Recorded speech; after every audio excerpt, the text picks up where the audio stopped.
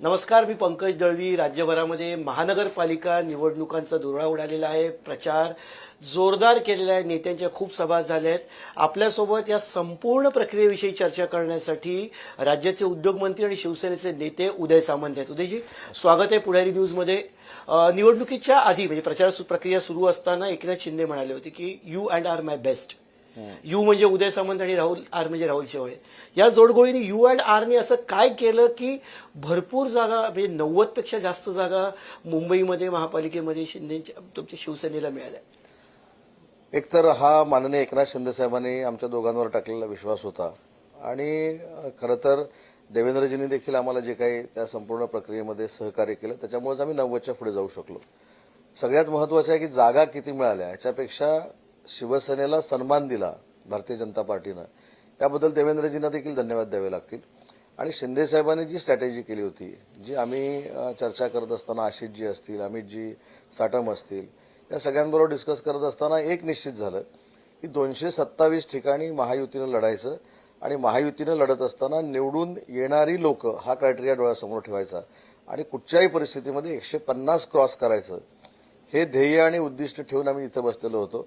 अनेक वेळा तुम्हाला माहिती आहे की चर्चेमध्ये तू मैमे होते, त्याच्यानंतर पुन्हा नेत्यांकडे आम्ही जातो, असे अनेक म्हणजे काही त्याच्यामध्ये प्रसंग आले आपल्या रोजच्या मंत्रिमंडळातले मित्र नेते यांच्याशी तुतुमय होण्याचे प्रसंग आले ना. हे तर खरं आम्ही कॅज्युअली घेतो, परंतु आम्ही एखादी सीट मागितली की तिथं त्यांचा उमेदवार असायचा, त्यांची सीट मागितली की आमचा उमेदवार असायचा.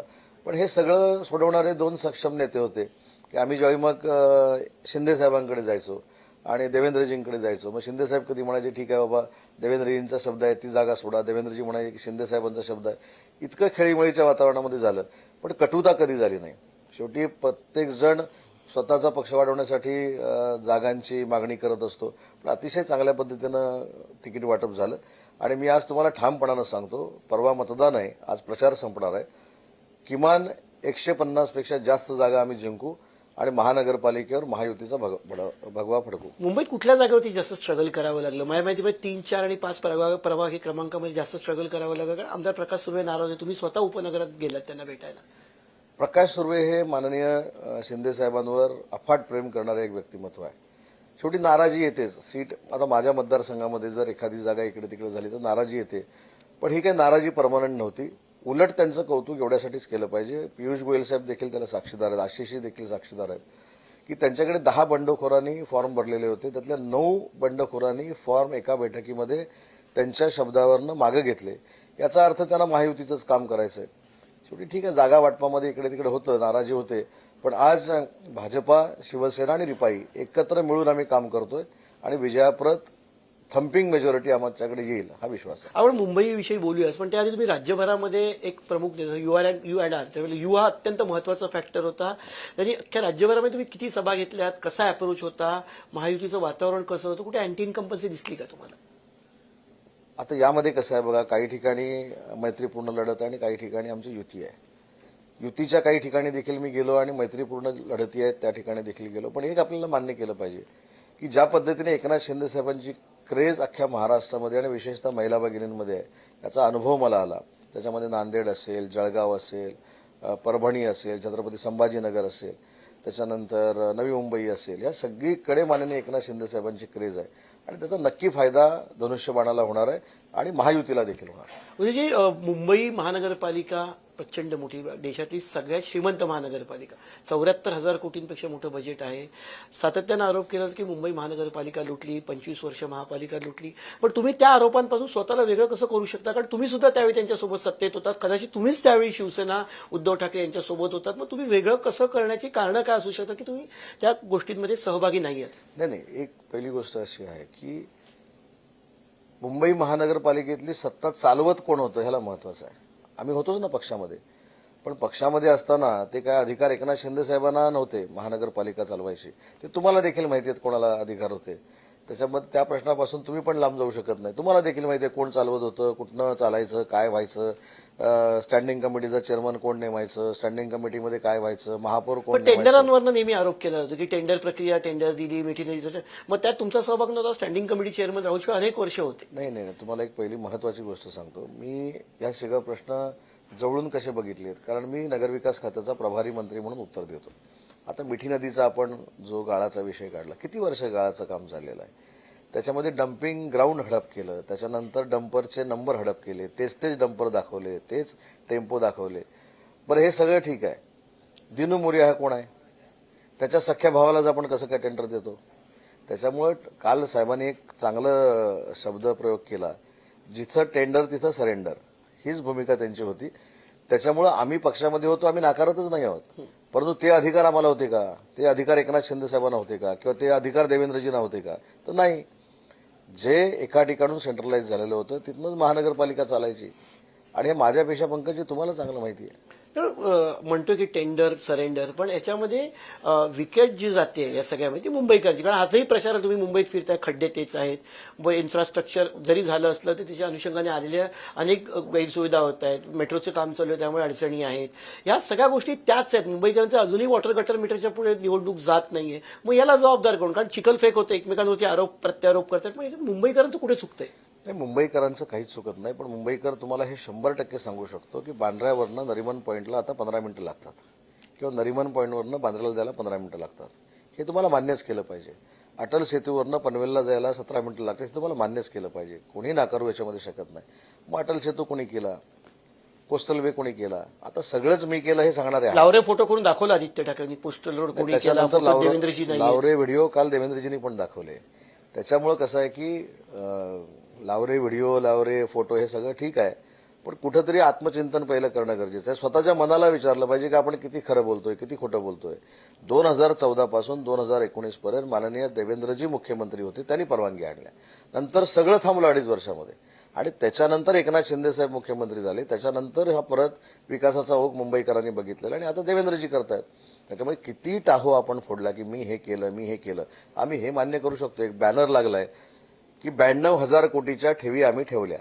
ते आता कुठं ठेवल्या ते फक्त आम्हाला बघायचे आहेत. महानगरपालिकेमध्ये आहेत की कुठे आहेत. त्याच्यामुळे मला असं वाटतं की आधी पहिलं राजकारण एवढ्या खालच्या दर्जाला जाऊ नये की देवेंद्रजींच्या आई वडिलांवर बोलायचं, शिंदे साहेबांच्या आई वडिलांवर बोलायचं. हे काय राजकारण होऊ उद्धव शकतं. ठाकरे इतक्या पातळीवर जाऊन टीका का करायला लागली? कारण त्यांच्याकडे अशी टीका कधी केली गेली नव्हती. हे पण काल frustration त्यांनी आहे. पुढारी न्यूजवरतीच बोलताना देवेंद्र फडणवीसांच्या आई वडिलांचा उल्लेख केला की ते हिंदू आहेत का म्हणून तपासून बघा. इतक्या पातळीला का जावं लागतंय? नाही, याचा जाहीर निषेध मराठी माणसाने केला पाहिजे. ठीक आहे, कोणाचा जन्म कुठं झालाय हा काही विकासाचा मुद्दा असू शकत नाही. अनेक मुख्यमंत्री, विलासराव देशमुख साहेब त्यांचा जन्म कुठे होता, अशोक चव्हाण साहेब त्यांचा जन्म कुठे होता. त्याच्यामुळे जन्मावरनं विकासाची काय दिशा ठरते अशातला भाग नाही. पण तुम्ही आई वडिलांवर ज्यावेळी बोलता त्यावेळी तुमच्यामध्ये किती फ्रस्ट्रेशन आलंय हे आता जगाला कळायला लागलेलं आहे. आणि बोला ना, वैयक्तिक माझ्यावर बोला, वैयक्तिक देवेंद्रजींवर बोला, वैयक्तिक शिंदे साहेबांवर बोला. मला सांगा, शिंदे साहेबांवर पण बोलताना किती खालच्या दर्जाला जाऊन हे बोलतात. त्याच्यामुळं मराठी माणसाचा हा स्वभाव नाही, मराठी माणसाचा हा गुणधर्म नाही की मराठी माणसानंच मराठी माणसाचे पाय ओढावे. उलट एकनाथ शिंदे साहेबांसारखा मुख्यमंत्री झाल्यानंतर त्यांनी त्यांचं कौतुक करायला पाहिजे होतं की एक शिवसैनिक मुख्यमंत्री झाला. आणि 4.5 वर्ष, 4 वर्ष, 3.5 वर्ष जी काय असतील ती गद्दार गद्दार गद्दार, खोके खोके, काय त्याच्यातनं मिळालं? काहीच नाही. 80 पैकी 60 आम्ही जिंकलो. नगरपालिकेला ते 8 नगराध्यक्ष करू शकले, आम्ही 72 नगराध्यक्ष करू शकलो. तर जनतेला कळत असतं, जनता फार सुज्ञ आहे. भावनिक आवाहन करणं, 2 भावाने एकत्र येणं याच्याबद्दल अजिबात दुमत असण्याचं काही कारण नाही. त्याच्याबद्दल मी बोलूच शकत नाही. कारण घरामध्ये पक्ष जरी वेगळे असले तरी कुटुंब एकत्र असलं पाहिजे या मताचं मी आहे. पण हे खालच्या दर्जाला जाऊन टीका करणं हे काही योग्य नाही. आणि ते सगळं आता महाराष्ट्र आणि मुंबई बघते. आदित्य ठाकरेंचं भाषण तुम्ही ऐकलत का त्या दिवशीचं? कारण स्तुती केली जाते, तुम्ही आदित्यसोबत खूप जवळनं काम केलंय. ते भाषण ऐकलत का तुम्ही? काय सांगाल त्या भाषणाविषयी आदित्य ठाकरे? हे भाषण चांगलं झालं म्हणजे मतात परिवर्तन होतं अशातलं. चांगलं झालं हे मान्य करता आदित्य ठाकरेंचं एक चांगल्या भाषण? नाही, तुमच्यावर विश्वास ठेवून मी सांगतो, मी बघितलं नाही. माझा पंकज दळवींवर विश्वास असल्यामुळे मी सांगितलं की ते भाषण आपण चांगलं झालं असं समजू. पण चांगलं भाषण झालं म्हणजे मतपरिवर्तन झालं असं होत नाही. मतपरिवर्तन व्हायला तुम्ही किती फील्डवर काम करताय. 29 महानगरपालिकेच्या निवडणुका आहेत, कार्यकर्त्यांच्या निवडणुका आहेत. जे कार्यकर्ते तुमच्यासाठी, तुमच्या आमदारांसाठी पत्रक घेऊन घराघरामध्ये गेले त्यांच्या निवडणुका आहेत. त्याच्या अगेन्स्ट तुम्ही फक्त 6 सभा घेता. नगरपालिकेच्या निवडणुकीला एकही सभा या सगळ्या लोकांनी घेतली नाही. त्याच्यामुळं युबीटीतल्या सगळ्या लोकांना माहिती आहे की कार्यकर्त्यांना वाऱ्यावर सोडलं जातं. आणि म्हणून कोण त्या भाषणावर किती चांगलं झालं तरी कोण विश्वास ठेवणार नाही. पण तुम्ही जसं म्हणाल की आम्ही परवानग्या घेतल्या, सगळी कामं 2.5 वर्षात त्यांनी ठप्प करून टाकली. माझा तुम्हाला प्रश्न आहे, आता ती लोक आरोप करतायत की आम्ही परवानगी काढली, आम्ही पायाभरणी केली, अजित पवारांसोबत, अजित पवार माझ्यासोबत होते, मराठी भाषा भवनचं भूमिपूजन झालं, पण पुढे महाराष्ट्र शासनाच्या नव्या सरकारने काही केलं नाही. बघा, 2 गोष्टीचा साक्षीदार मी आहे. आधी पहिली गोष्ट सांगतो, मराठी भाषा भवन ही संकल्पना ही कोणाच्या डोक्यात देखील नव्हती. 2014ला ज्यावेळी मी राज्याचा पहिल्यांदा मराठी भाषेचा राज्यमंत्री झालो, त्यावेळी धोबी तलावच्या इथे मराठी भाषा भवन होणार होते. त्यांना कदाचित माहीत नसेल तर सांगितलं पाहिजे. आणि त्याच्यानंतर सरकार बदललं, ते मागं पडलं. त्याच्यानंतर जागा बदलण्याच्या ह्याच्यामध्ये अनेक गोष्टी झाल्या. मग मराठी भाषा भवनाचं टेंडर 70 कोटीचं करायचं की 100 कोटीचं करायचं, याच्यामध्ये भरपूर वेळ गेला. जसं भारतरत्न लता दीनानाथ मंगेशकर आंतरराष्ट्रीय संगीत विद्यालय करण्याच्या बाबतीमध्ये काही राजकारण घडलं, तसंच या मराठी भाषेमध्ये घडलं आणि ते काम थांबवण्यात आलं. ते भाग्य एकनाथ शिंदे साहेबांना मिळालं, ते भाग्य देवेंद्रजी फडणवीसांना मिळालं. त्याच्यामुळं मराठी भाषा भवनाचं श्रेय हे कोणीही घेऊ शकत नाही. 2013ला याची मुहूर्तमेढ रोवताना पृथ्वीराज चव्हाण साहेब राज्याचे मुख्यमंत्री होते आणि मी मराठी भाषेचा राज्यमंत्री होतो.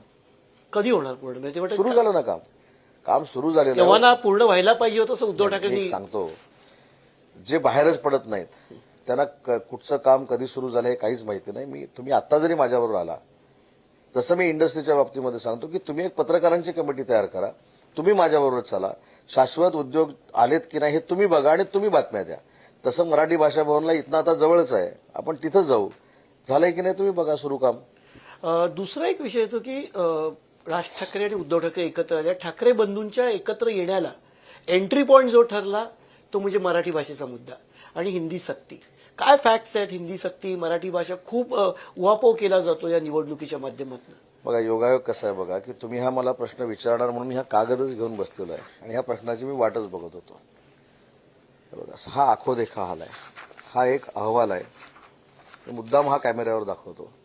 या अहवालाचे अध्यक्ष रघुनाथ माशेलकरजी होते आणि योगायोगानं राज्याचा उच्च व तंत्रशिक्षण विभागाचा मंत्री मी होतो. जे पत्र लिहिलेलं आहे माशेलकर साहेबांनी, ते उदय सामंतच्या नावाने लिहिलेलं आहे. उच्च व तंत्रशिक्षण विभागाचा मंत्री म्हणून उदय सामंतच्या नावानं हा माझ्याकडे पहिला अहवाल सादर झाला आणि त्याच्यानंतर देवेंद्रजींनी जे काल सांगितलं की तो कॅबिनेटमध्ये अहवाल सादर झाला. आता या अहवालामध्ये काय आहे ते पण मी वाचून दाखवतो मराठीतून. जे काही सांगतात की आम्ही सक्ती केली, या अहवालामध्ये स्पष्ट असं लिहिलेलं आहे की मराठी भाषा किंवा उच्च व तंत्रशिक्षण विभाग अधिक जर सक्षम करायचा असेल तर अंमलबजावणीसाठी 3 धोरणात्मक पावले उचलणे आवश्यक आहेत. पहिला मी समजू शकतो, म्हणजे शिक्षण संस्था बळकट करा. दुसरा जो आहे तो महत्वाचा आहे, 1ली ते 12वी पर्यंत इंग्रजी आणि हिंदीचे अध्यापन अनिवार्य केले पाहिजे, म्हणजेच सक्ती केली पाहिजे, म्हणजेच कंपल्सरी केलं पाहिजे. आणि आवश्यकता असल्यास, हे पण बघा पुढचं वाक्य, आवश्यकता असल्यास महाविद्यालयीन शिक्षणाच्या पुढच्या 3-4 वर्षामध्ये देखील ते सुरू ठेवले पाहिजे. हा साहेब अहवाल आहे. किती लोकांना फसवायचं, किती लोकांच्या भावनेला हात घालायचा. आणि म्हणून हिंदी सक्तीचा जो निर्णय, मी त्याला साक्षीदार आहे, मी त्या खात्याचा मंत्री होतो. रघुनाथ माशेलकर साहेबांनी ज्यावेळी हा अहवाल मुख्यमंत्र्यांकडे दिला त्या फोटोमध्ये उदय सामंत देखील आहे, मास्क लावलेला, तुम्ही बघा. त्याच्यामुळे खोटं कोणी बोलू नये, आलेल्या प्रसंगाला सामोरं जावं ना. हा आम्ही केली सक्ती हिंदी, पण ते आमच्यावर खापर फोडायचं, त्याच्यातनं राजकीय काही वातावरण निर्माण करायचं. त्याच्यामुळे हिंदीची सक्ती ही या अहवालानुसार यांनीच करण्याचा निर्णय घेतलेला आहे, त्याचा पुरावा हा आहे. पण वाटत नाही सरकारने या गोष्टी अधिक सक्षमपणे लोकांकडे ठेवल्या नाहीत? ठेवल्या असतात तर विरोधकांच्या हाती निवडणूक लढवण्यासाठी मराठीचा मुद्दा मिळाला नाही, सगळं असता. लोकांना- मराठीच्या मुद्द्यावरती निवडणूक लढवली जाते, भावनिक मुद्दा मराठीचा प्ले केला जातोय. मी एक सांगू का, मराठी माणसाला ज्यांनी देशोधडीला लावलं, जे 40 लाख मराठी माणसं MMR रिजन आणि MMR रिजनच्या बाहेर गेली, त्यांना परत आणणारे महायुतीचे नेते आणि त्यांना बाहेर घालवणारे युबीटीचे नेते, हे सगळं माहिती आहे. मराठी माणूस फक्त बटन पण दाबायचे. तुम्ही उद्योग बाहेर नेले असं त्यांचं म्हणणं आहे. तुम्ही म्हणता तुम्ही, मी तर सांगितलं ना, कुठंही मला बोलवा, कुठचा उद्योग बाहेर गेला हे मला त्यांनी सांगावं. मी पुराव्यानिशी सिद्ध करून देतो की जे काय झालं ते यांच्याच कालावधीमध्ये झालं. हो, महाराष्ट्र राज्याचा उद्योग मंत्री पहिल्यांदा व्हाईट पेपर काढणार आहे, श्वेतपत्रिका काढणार आहे, त्यावेळी कोणी तोंड उघडलं नाही विधानसभेमध्ये, आणि विधानसभेत श्वेतपत्रिका काढली मी. त्याच्यामुळे विधानसभेतली श्वेतपत्रिका ही जसं कोर्टाला आपण साक्ष देतो किंवा कोर्टासमोर काही कागदपत्र ठेवतो तशा पद्धतीची आहे. एकही युबीटीचा आमदार त्याला क्रॉस बोलला नाही, याच्यातच आमचा विजय आहे. दुसरं, राज ठाकरेंनी उद्योगमंत्री आहात तुम्ही, उद्योग संपूर्ण महाराष्ट्राचं नियंत्रण तुमचं आहे. असं असताना राज ठाकरेंनी आरोप केले की अदानीला समृद्ध केलं जाते, अदानीला अनेक प्रकल्प दिले जात आहेत, उद्योगधंद्याला त्यांच्या मदत केली जाते.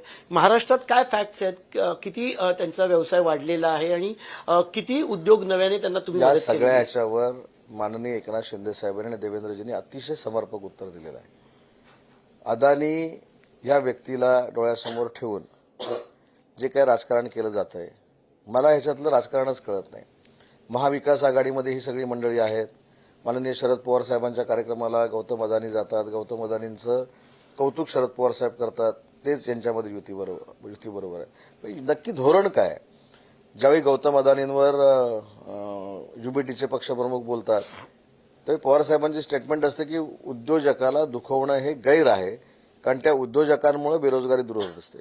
त्याच्यामुळे धोरण यांची काय मला कळेन असे झालेली आहेत आणि ही फक्त राजकारणासाठी असलेली धोरण आहे. त्याच्यातनं मतात काय आउटपुट मिळेल असं मला अजिबात वाटत नाही. नाही, पण ज्या पद्धतीने राज ठाकरेंनी मुंबईच्या छत्रपती शिवाजी महाराज पार्क शिवतीर्थ येथे झालेल्या सभेत प्रेझेंटेशन दिलं, त्यांनी मॅप दाखवला भारताचा, पॉइंटेड त्यांनी दाखवलं की एक कशी गोष्ट वाढत चालली. फॅक्ट्स नाहीयेत काही महाराष्ट्रामध्ये अशा काल पद्धतीने. देवेंद्रजींनी काँग्रेस शासित प्रदेशामध्ये देखील अदानी कुठं कुठं काम करतात हे पण दाखवलं ना. नाही, पण त्यांनी वाढवला म्हणून त्यांनी केलेली चूक आपण करायची, काही जस्टिफिकेशन होऊ शकतं का? पहिली गोष्ट अशी आहे की इंडस्ट्रियलिस्टचं नाव घेऊन आपण त्यांना जे मोठं करतोय हे मला असं वाटतं की उद्योग क्षेत्रामध्ये, उद्योग जगतामध्ये योग्य नाही.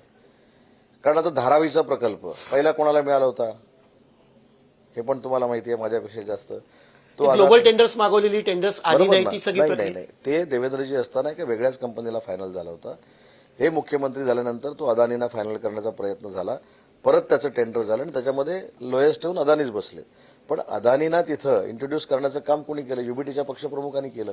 खरं तर राजसाहेबांकडनं ही अपेक्षा होती की जाहीर सभेमध्ये त्यांना विचारायला पाहिजे होतं की अदानींना धारावीला काम देण्याचं काम पहिलं धाडस तुम्ही का केलं, हे खरं महाराष्ट्राला कळलं पाहिजे ना. आणि मी अनेक वेळा सांगितलं की राजसाहेबांच्या बाबतीत, मराठीच्या बाबतीत कोणीही संशय घेऊ शकत नाही, पण बाकीच्यांच्या बाबतीत आम्ही संशय घेऊ शकतो. पण राजसाहेबांच्या बाबतीमध्ये मी बघा 8-15 दिवस अजूनही प्रेम आहे, एकत्र कॉफी प्यायला सातत्याने तुम्ही जायचं. प्रेम हे बघा, व्यक्तीबद्दल प्रेम असणं ही वेगळी बाब आहे आणि राजकीय मुद्दे वेगळी बाब आहे.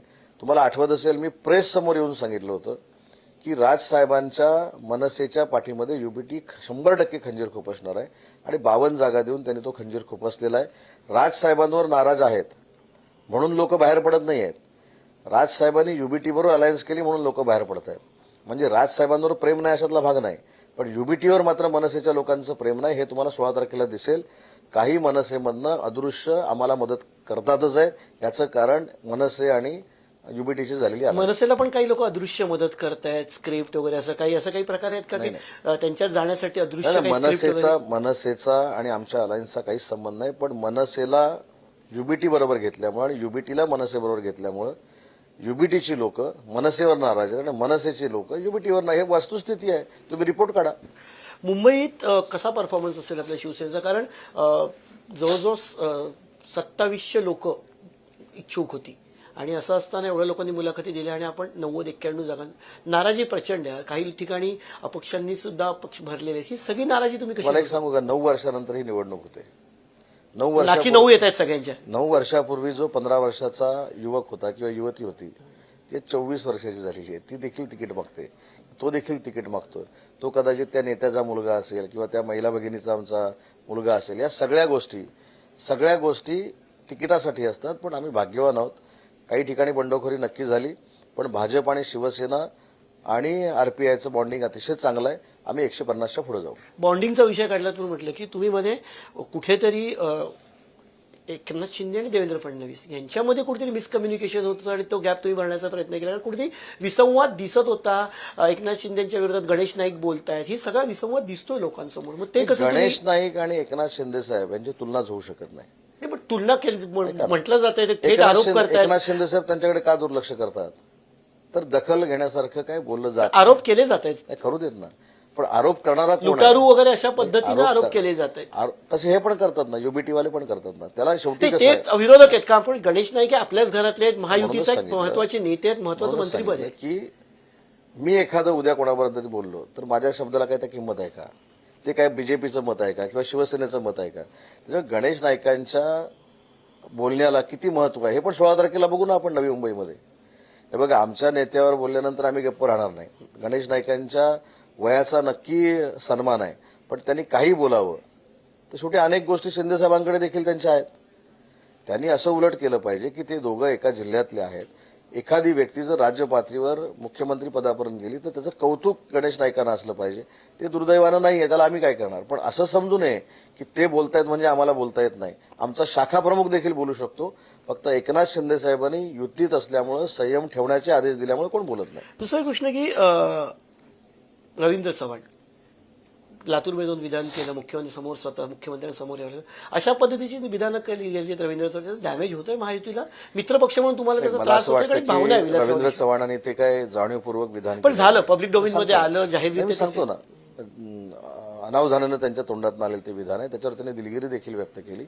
आणि दुसरी महत्वाची गोष्ट आहे की मी भाग्यवान आहे की विलासराव देशमुख साहेब ज्यावेळी मुख्यमंत्री होते त्यावेळी मी आमदार झालो होतो. त्यावेळी माझे आणि देशमुख साहेबांचे देखील संबंध अतिशय जवळचे होते. मला देखील त्यांनी तरुण म्हणून सांभाळून घेतलेलं होतं. त्याच्यामुळे विलासराव देशमुख साहेबांबद्दल अनावधानानं जरी झालेलं वक्तव्य असलं तरी ते योग्य नाही हे स्वतः मुख्यमंत्री महोदयांनी सांगितलंय. आणि मुख्यमंत्री महोदयांनी हे सांगितलं की मी स्टेटमेंट केल्यानंतर त्याच्यावर दुसरी काय स्टेटमेंट करण्याची गरज नाही. आणि ते अनावधानानं झालेलं होतं. रवींद्र चव्हाणांनी देखील जाहीरपणानं सांगितलं. 16 तारखेला राज्यातलं चित्र काय असेल, अगदी मोकळेपणानं सांगा की काय चित्र असेल तुम्हाला असं वाटतं? मोकळेपणानं सांगतो, ज्या ठिकाणी युती झालेली आहे तिथं युतीनं महायुतीचा भगवा फडकेल. ज्या ठिकाणी युती झालेली नाही तिथं काही ठिकाणी बीजेपी असेल, काही ठिकाणी शिवसेना असेल. परंतु ओव्हरऑल निवडणुकीनंतर 25 पेक्षा जास्त जागांवर महायुतीचाच भगवा फडकलेला आपल्याला दिसेल. पोस्ट वोटिंग कुठलं म्हणजे निवडणुकीच्या नंतरच्या युतीसाठी कोणासाठी दरवाजे तुमचे उघडे असतील? नाही, मला असं वाटतं की मैत्रीपूर्ण याचा अर्थ काय? मित्राकडे जाणार ना आपण. ते आमच्याकडे येतील, आम्ही त्यांच्याकडे जाऊ. निश्चित. उदयजी, धन्यवाद. तुम्ही पुढारी न्यूजशी संवाद साधलात. तर राज्याचे उद्योगमंत्री शिवसेनेचे उदय सामंत यांच्याशी आपण चर्चा झाली. या कार्यक्रमात आता इथेच वेळ झाली थांबण्याची. तुम्ही कुठे जाऊ नका, पाहत राहा पुढारी न्यूज.